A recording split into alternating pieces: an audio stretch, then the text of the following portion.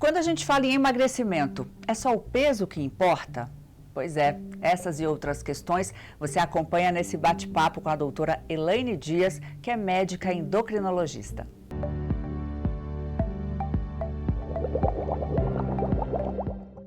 Bom, eu já queria começar esse bate-papo com a doutora Elaine falando de um assunto que certamente você que está em casa, é só abrir as redes sociais, todo mundo quer saber, que é em relação ao emagrecimento.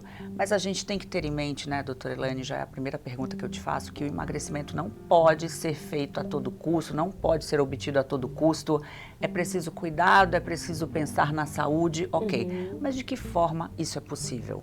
Então, Lília, emagrecimento, o termo emagrecimento é você eliminar gordura. O que tem acontecido e acontecia com muita frequência, as pessoas perderem peso. Por isso que fica desproporcional a cabeça com o corpo, né? Teve aquela onda de cabeça de Ozempic, porque são pessoas que perdem peso.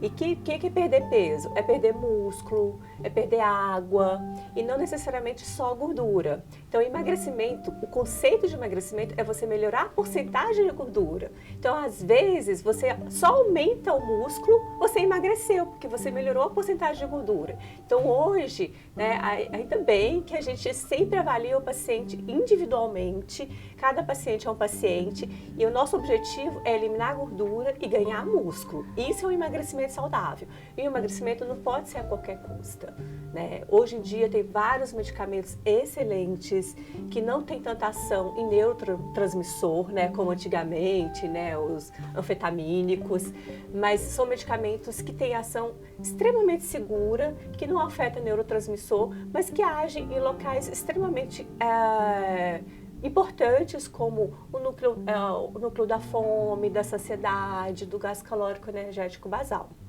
Então, quando a gente já fala nesses medicamentos, me vem à mente, por exemplo, o Ozempic, essas novas versões, semaglutida e tal. Isso. Amplamente difundidos, mas ainda pouco acessível, né, esse tipo de medicamento para boa parte dos brasileiros. Mas é um caminho seguro? Antes tem que procurar um médico, quem quer emagrecer e utilizar essas canetas emagrecedoras, que cuidados tem que ter? Qual é o antes para que não seja feito de forma desenfreada e coloque em risco aquilo que a gente mais preza aqui em Bons Fluidos, a saúde? Sim, são medicamentos que foram lançados inicialmente para diabetes, então ele tem um controle glicêmico excelente, tá? Mas são medicamentos que não só podem ser prescritos para qualquer um, de forma alguma, tá? E assim, o medicamento, é o que eu falo com o paciente, ele não é milagroso, tá? Que às vezes eu tenho um paciente, né, aplicando, por exemplo, Ozempic, aí a amiga pergunta, nossa amiga, você emagreceu bastante, o que você está fazendo? Aí o paciente está fazendo atividade física, fazendo, que eu sempre converso com os pacientes na clínica, fazer o básico bem feito, né? Atividade física, uma ingesta adequada de água, um sono, né? Dormir bem, de 7 a 9 horas por noite, ter uma alimentação saudável. Aí a paciente fala assim, eu estou usando o Ozempic. Aí dá mérito total para um medicamento. Aí eu falo para o paciente, falo assim, não, mas é o Ozempic que está indo lá na academia? É o Ozempic se priva de, às vezes, beber mais que você bebia, sabe? Então, o medicamento, ele ajuda. É um coadjuvante. Exatamente. Vamos dizer que ele é 20%, 30%. O resto é mudança no estilo de vida. Tanto que todos os guidelines, desde 1960, o guideline europeu, americano, brasileiro, para a obesidade, tratamento para sobrepeso e obesidade, primeira coisa a ser feita é mudança no estilo de vida. Porque o que vai te manter magra para sempre é essa mudança no estilo de vida. Então, é isso, né? Essas canetas emagrecedoras são um auxílio, uma estratégia. E como você falou, o básico bem feito. Vamos detalhar esse básico bem feito? O que significa mudança de estilo de vida na alimentação, por exemplo? O básico bem feito, eu brinco que às vezes é muito difícil de ser feito, né? Porque na alimentação, por exemplo, o ideal é você evitar o máximo ultraprocessados, alimentos ricos em gordura trans, gordura hidrogenada, que normalmente são os alimentos industrializados. Eu falo sempre para o paciente que vamos descascar mais e abrir menos pacotes. Esse é um básico bem feito da alimentação. sabe? Você dá preferência para alimentos in natura, frutas, legumes, verduras. É claro que eventualmente a gente vai abrir algum pacote, um pacote de arroz, de feijão, mas não é um ultraprocessado, tá? Que tem vários estudos mostrando que quando a gente tem uma alimentação rica em ultraprocessados, diminui muito a nossa longevidade e aumenta muito doenças, né, relacionadas ao excesso de gordura visceral, como diabetes, doença cardíaca, AVC, dislipidemia. Então, é dormir bem, como você falou, praticar atividades físicas, Também aí, se alimentar e beber água. Sim, sem sombra de dúvidas, que é muito difícil no nosso dia a dia, né? Porque é sempre uma correria. E eu não sei, após a pandemia, a minha percepção com meus pacientes é que as pessoas estão trabalhando mais, estão com menos tempo, apesar de estar em casa, trabalhando em casa. Então, assim, fica o dia todo em frente ao computador e a água, omite a água. Então, assim, tomar água, o ideal é de 30 ml por quilo de peso. É uma conta super fácil de fazer. Por exemplo, você tem 60 quilos, é 60 vezes 30. Então, 1,8 litros que você precisa por dia, sabe? E água livre que a gente fala, né? Porque assim, não conta o suco é extremamente calórico, é realmente água livre, mas pode ser água com gás, por exemplo.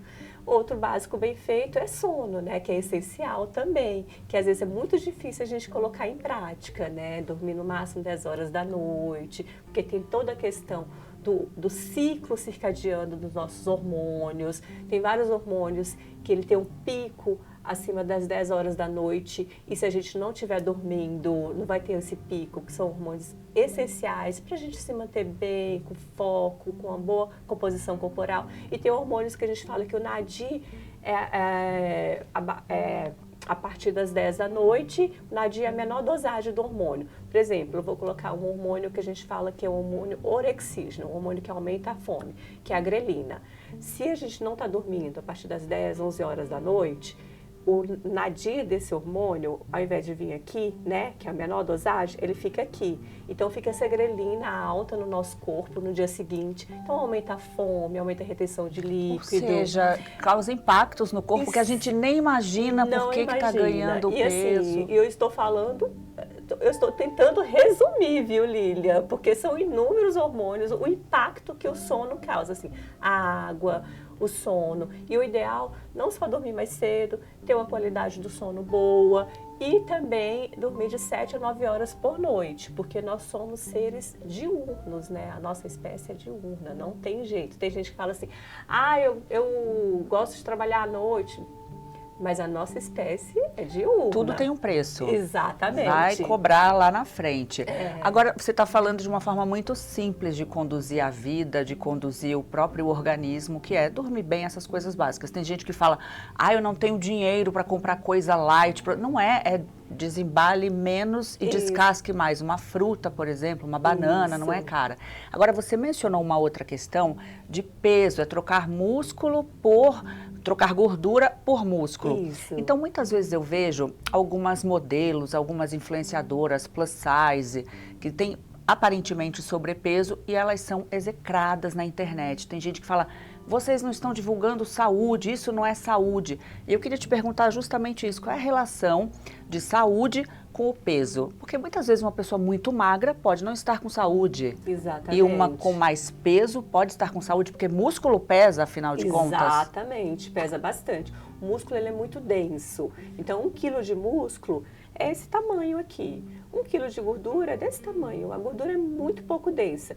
E tem muitas pessoas, né, que estão acima do peso, eventualmente até obesidade grau 1, grau 2, e que estão saudáveis, que são pessoas que, além de fazer o básico bem feito, né, dormir bem, fazer atividade física e tudo mais, elas têm uma obesidade, mas é uma gordura, a gente fala, é uma gordura subcutânea, é uma gordura, né, entre o músculo e a pele. É uma gordura que não afeta a nossa saúde. Eu brinco com o paciente, essa gordura não vai te matar, não vai te causar nenhuma doença.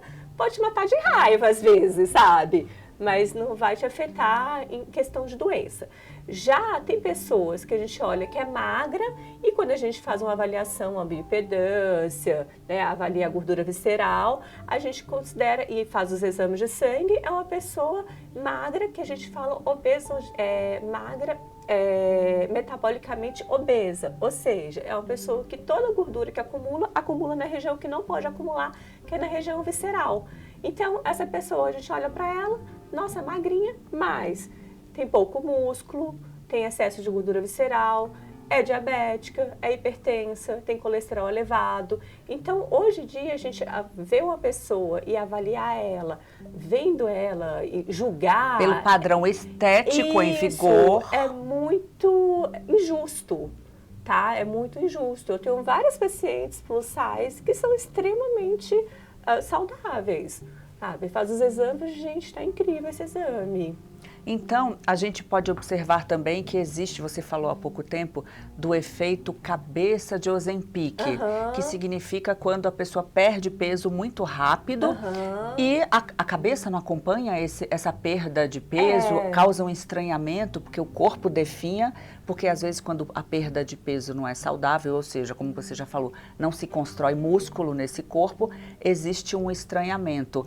Quais são as consequências dessa perda de peso rápida? O efeito sanfona, por exemplo, você para de tomar, para de aplicar a caneta emagrecedora, em 2 meses volta tudo que era antes ou pior, porque não teve esse cuidado, esse controle. Sem sombra de dúvidas, o efeito sanfona é um dos piores efeitos colaterais, tá? Quando a gente perde peso e não emagrece, né? Pode até perder gordura, mas perde muito músculo. E eu sempre falo, o que vai te manter magro para sempre é o músculo. O músculo que mantém a nossa taxa metabólica basal, o nosso gasto calórico basal elevado, tá? Então, essas pessoas que perdem muito músculo durante esse processo de perda de peso, a possibilidade de ter um reganho de peso é muito grande. E tem vários estudos mostrando que quando você perde músculo, e aí depois, quando você vai ganhar, né, peso, você ganha músculo? Não, você ganha gordura, infelizmente, a não ser que você esteja fazendo bastante atividade física. E tem vários estudos mostrando que essa questão, né, de perder músculo, aí depois ganhar gordura, aumenta muito os eventos cardíacos. Então, é muito mais sério do que a gente imagina. Essa oscilação vai além da estética. Ai, tá muito magra, ai, tá muito gorda. Não, tá prejudicando a saúde. E hoje, Lília, é bem interessante você perguntar isso, que hoje a gente tem uma nova classificação de obesidade. Tem pessoas que têm obesidade grau 3, mas a gente faz o tratamento, a pessoa se cuida, melhora o estilo de vida e fica obesidade grau 1, por exemplo. Tá ótimo, porque aí a gente considera aquela pessoa que tá super bem, que é obesidade controlada, que ela não pode passar para 2, 3, 4, tá? Então, assim, a questão, quando emagrecer, não significa que você vai ficar com 60, 50 quilos, de forma alguma. É você estar bem, né, estar com peso saudável, que não afete a sua saúde física e mental. E só para a gente encerrar, doutora, quando você fala em músculo, me vem à mente duas questões, 2 ambientes que estão entrelaçados.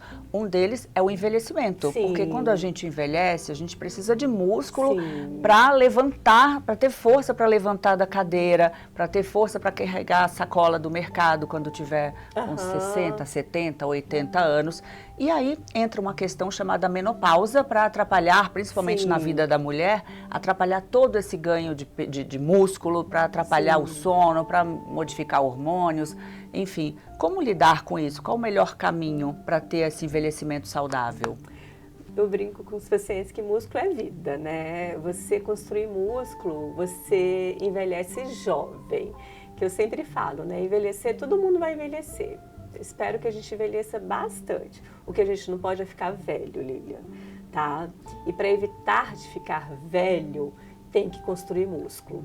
Porque o músculo tem a questão de mobilidade, sem sombra de dúvidas, que isso traz muita qualidade de vida, né? Levantar, sem precisar apoiar e tudo mais. Mas tem a questão também que tem vários... O músculo é um órgão endócrino, ele produz vários hormônios. E vou tentar resumir também, que é muito amplo, mas tem um desses hormônios que o músculo produz, quando a gente está trabalhando ele, que chama irisina.